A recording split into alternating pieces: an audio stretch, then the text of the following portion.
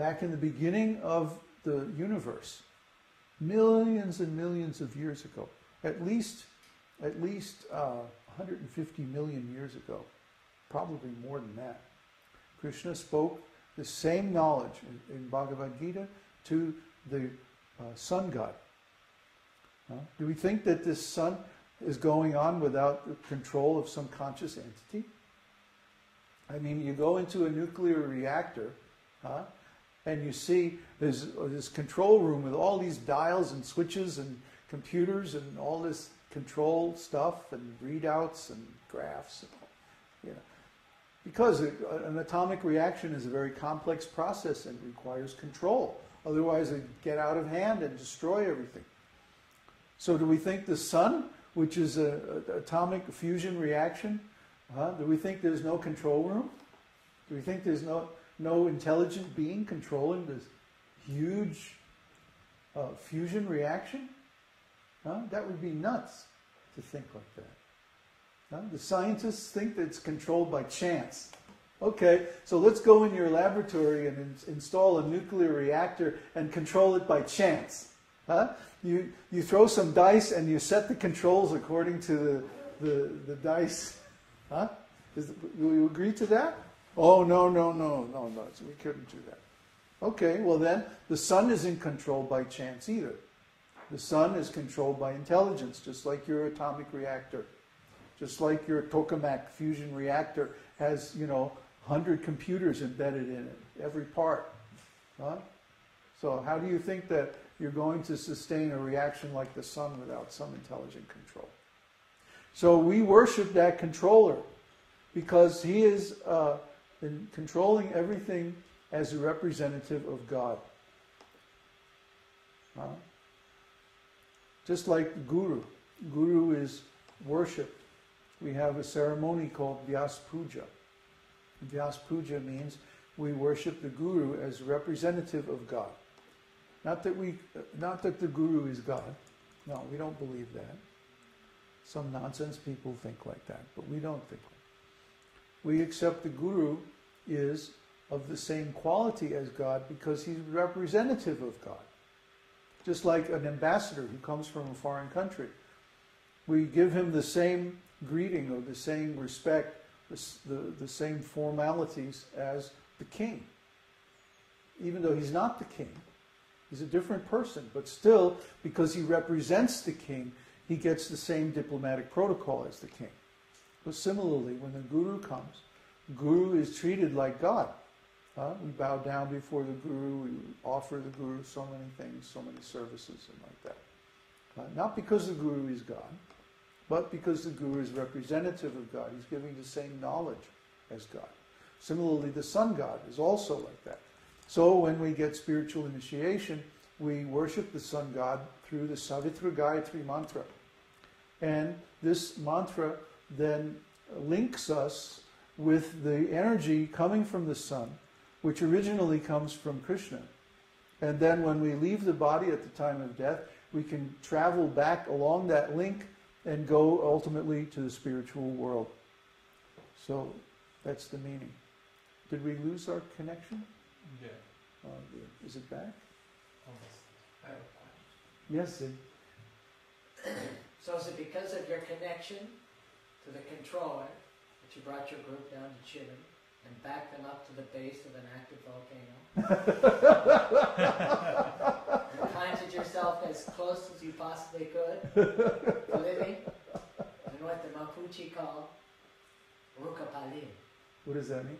Rukapalin is a guardian that God sent to the planet to watch out for the people and protect them. Really? Yeah. Then the volcano represents that? Yes, it's actually called Rukapalin. Huh. Rukapalin is considered to be the spiritual protector of the people, so that when injustice is being done, Rukapalin will send a natural force, such as a hurricane, or a volcano, an explosion, or a tsunami, or something, to get the attention of the people that are doing the wrong, so that they will begin to treat Mother Earth correctly.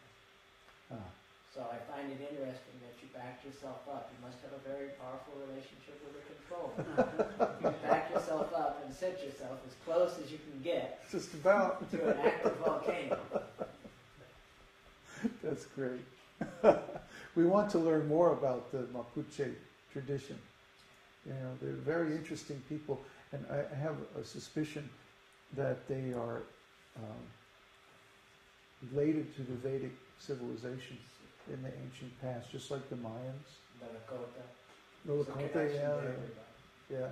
But if you go back far enough, you find there is one culture, and which is centered on God, and our relationship with the earth, because the earth is God's energy. If we mistreat the earth, well, what does that say about, you know, who we are as people, what kind of consciousness that we're in? So we want to make sure that we treat the earth properly, and we also want to make sure we treat people nicely too. So our culture, our spiritual culture, is based on. We lost the connection again? Yeah. It died. Oops. Yes, Okay, restart. So our culture is based on hospitality, actually.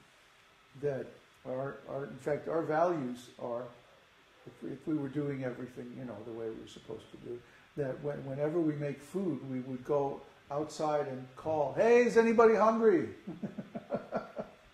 And that even if an enemy comes to our place, that we receive them with hospitality. We don't receive them with anger, hostility. And if they insist, okay, we really want to fight, okay, well, let's go away from the village, away from the women and children, out in the middle of nowhere, and we can fight there. Okay, but don't destroy everything. Don't hurt anybody. This modern warfare where they attack the people, this is horrible. So this is not civilization. We want to reintroduce actual civilization, which is based on God, and which is where we take care of God's planet, God's people, God's possessions, His plants, His animals, everybody like that. So we want to introduce that. But I think we're going to have to wait until the other thing crashes. Because people are still thinking, oh, we can follow the system and it'll be okay. They're going to bail the banks out, and then we're going to get the credit back, and everything's going to be okay, just like it was back in the 50s. There's no chance. It's not going to happen. They have finally pushed it too far. So it's in the process now. It's going to take a while. It's not going to happen overnight, but the whole thing's basically finished. Might as well get used to the idea and make other arrangements. So we advise everybody, plant your garden, find yourself a community that you can join, because you're not going to be able to make it on your own. Develop a relationship with the controller. That's the main thing.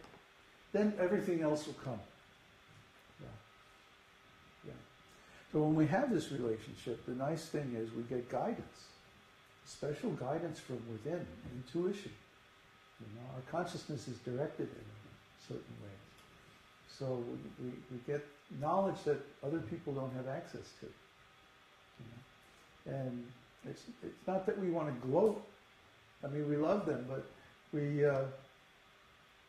actually know better. And they may have so many things that we don't have, like this great technology and, powerful weapons and all this money and all this stuff and everything. But they're not happy. That's why they're so nasty and violent and strange. So we just want to make everybody happy. First, that's why when people come, we offer them food, and we have some classes and stuff like that. We want everybody to get this knowledge and get the advantages and the same benefits that we have. It's not that we're holding it up, keeping it a secret, Well, I know, but you don't. No, we don't like that attitude. It's not. It's a secret in the sense that not everyone can realize it. But as far as the methods and the knowledge, we try as hard as we can, open to give it away. It's just that people are so dull, they can get the secret and they don't realize the value. So it's their misfortune, and there's nothing we can do about that. Well, welcome to Chile. Sorry? Welcome to Chile. Oh, thank you. We're glad you're here. Now we've finally been officially welcomed. Really, it's been a I'm like a while. welcome wagon. I brought you bread and jam. Here. We've been waiting for somebody to welcome us. That'd be official. On the behalf of the official dignitaries of Pukan, I greet you. Oh, thank you very much. Are we back online? Yeah, but it's a mess. What happened? We lost everyone? The administrator is duplicated.